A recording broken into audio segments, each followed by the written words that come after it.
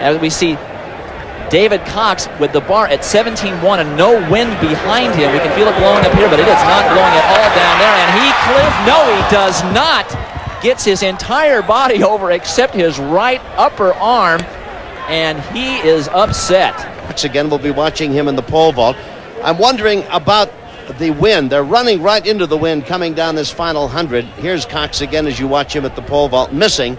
And the bar set at 17-1. That wind's a factor, Dwight. No question about it. No question about that. And the flags you can see in the background aren't really blowing much, so he isn't getting any assistance. It actually, from our angle, it looked like he hit it with his arm, but he actually pushed his stomach into the bar. He knew he was running out of pole speed, which is what you're looking for is to where the pole is going. And he just has a couple more chances, and we might see him over it after all. Now, David Cox again at the pole vault, getting set. Cox.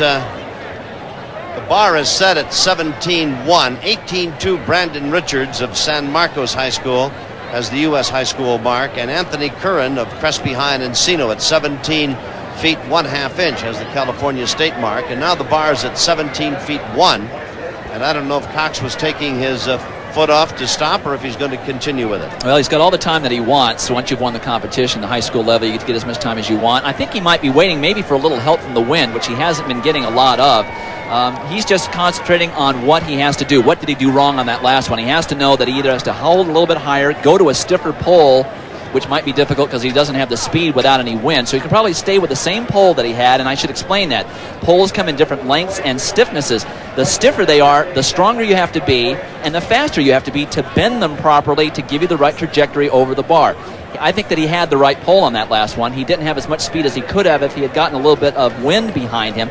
But what he did is, when he bent the pole and it came back, he didn't calculate correctly where the standard should be, so the bar was a little bit further back than it should have been. Those standards move, unlike the high jump. The pole vault standards can move back and forth, so you can sort of customize where you think you'll get your height. And I think that he's made those decisions. He's on the runway now, hoping for just a little bit of a breeze, any kind of a little breath of air behind him. You can see that there's a flag up in the air about 18 or 20 feet that's blowing a little bit, but look at the yellow and blue flags on the infield. They're barely moving, and I think he's waiting for a little bit of an assist from the wind. You don't have a wind-aided mark in the pole vault, so any kind of a gust can help you, have somebody keep the bar on for you, but he was very close at 17-1. He had his hips over it. Now it's just a matter of customizing his body position over the crossbar, and that's so important in the pole vault. These guys are so gymnastic. They're really acrobats, and the ones that are the best, in fact, those names, when you're reading them, Tom, really bring back memories. Brandon Richards is one of the sons of the Reverend Bob Richards, who's an Olympic champion in the pole vault, and also Anthony Curran from Crespi High School.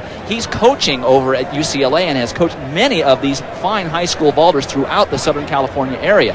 And I competed against one of his brothers. Actually, one of his brothers competed against a guy that was on the pole vault from my team at Glendale, Fritz Seltzer. And so I had a very good knowledge of the Curran family. As we see David Cox again up at 17-1. You see that pad on his arm. When they bend the pole goes right into your lower arm, and it hurts, so they put a little pad on there. Even Sergei Bubka of the Soviet Union has been known to wear a pad on that arm, so even as much of a stud as he is, he doesn't like peeing any more than the next guy. He's got his pole up in the air. These poles are not real heavy, but when you have to run full speed down a runway 75 or 80 feet, they can get very heavy. So you see him bend the pole. It's a nice bend, and once again, he got good trajectory off of the pole. He knows he did it the same thing wrong. He got his height in the wrong place. It's a shame. That's his third and final attempt. He could have made that height, but still an outstanding performance.